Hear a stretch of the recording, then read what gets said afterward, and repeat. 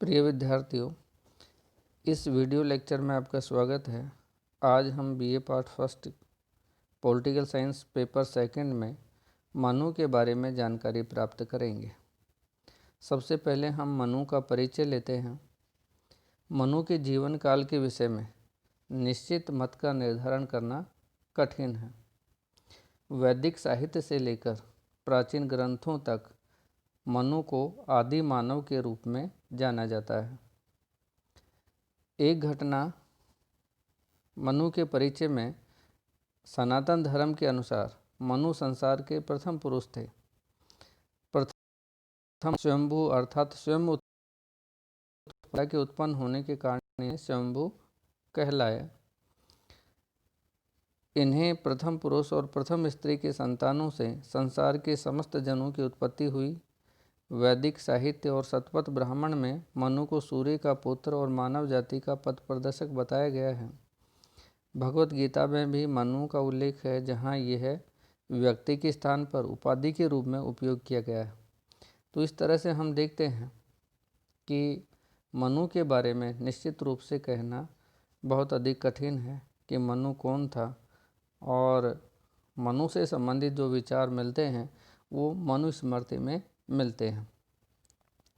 एक मान्यता जल प्रलय के बाद या जल प्रलय के रूप में जुड़ी हुई है, और ऐसा माना जाता है कि जल प्रलय के बाद मनु ही धरती पर शेष बचे थे और उन्हीं से सारी सृष्टि अर्थात मानव जाति का विकास हुआ है। इसलिए हम मनु की संतानें यानी मनु से जन्मे कहलाते हैं।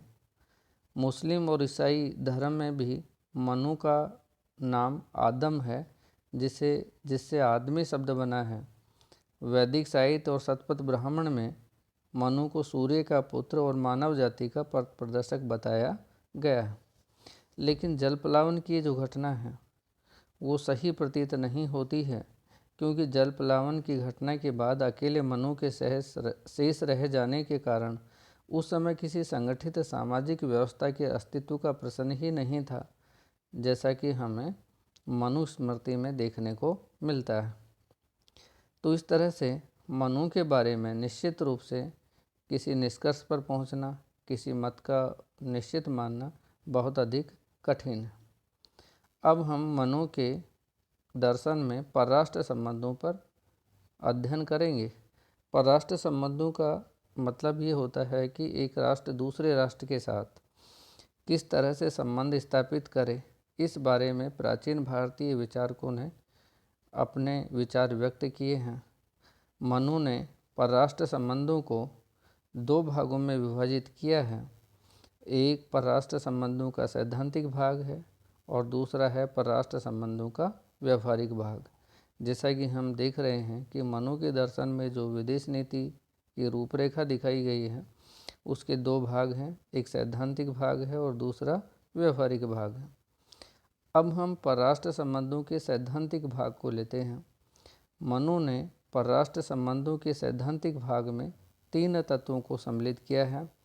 नंबर 1 नीति के उपाय, नंबर 2 षड्गुण नीति और नंबर 3 मंडल सिद्धांत। तो इस तरह से मनु ने जो परराष्ट्र संबंधों का जो सैद्धांतिक भाग दिखाया गया है उसमें तीन प्रमुख रूप से बात बताई है कि किस तरह से परराष्ट्र संबंधों का जो सैद्धांतिक भाग है उसमें षड्गुण नीति भी सम्मिलित है, मंडल सिद्धांत भी सम्मिलित है और नीति के उपाय भी सम्मिलित है। अगर हम नीति के उपायों के बारे में विचार करते हैं तो मनु ने नीति के 4 उपायों का उल्लेख किया है। नीति के उपायों का मतलब ये है कि एक राष्ट्र के द्वारा दूसरे राष्ट्र के साथ संबंध स्थापित करते समय किन किन नीतियों का उपयोग किया जाना चाहिए, और इन नीतियों के संदर्भ में मनु ने 3 प्रकार की नीतियों का उल्लेख किया है। नंबर 1 साम नीति, नंबर 2 दान नीति, नंबर 3 भेद नीति और नंबर 4 दंड नीति। तो साम नीति का मतलब ये होता है सद्वचनों का प्रयोग करके विरोधी को पक्ष में करना साम नीति कहलाती है। कि यदि जो विरोधी है वो सद या प्रिय वचनों का प्रयोग कर यदि उससे अपनी बात मनवाई जा सके तो वो साम नीति का भाग होगा।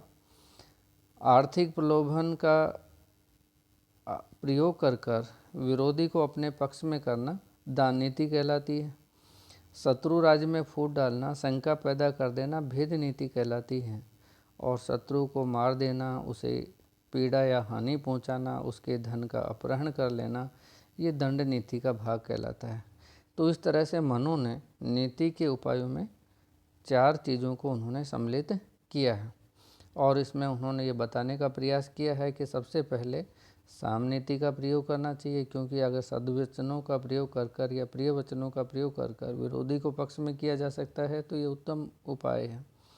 यदि साम नीति काम नहीं आए तो फिर दान नीति का प्रयोग करना चाहिए, और दान नीति भी सफल नहीं हो तो फिर भेद नीति का प्रयोग कर शत्रु को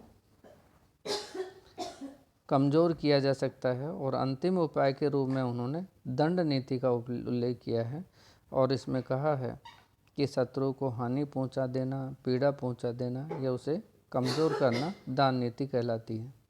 तो इस तरह से मनु ने नीति के 4 उपायों का उल्लेख किया है, साम, दाम, दंड और भेद।